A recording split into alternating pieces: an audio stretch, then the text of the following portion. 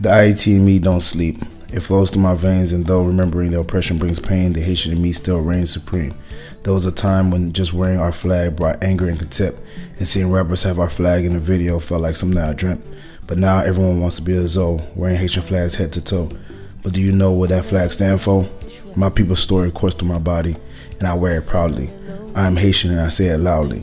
If you really fuck with the Zoes, learn the history. Don't be towing our flag thinking the origin is a mystery. The Haitian in me don't fear because we know how we got here.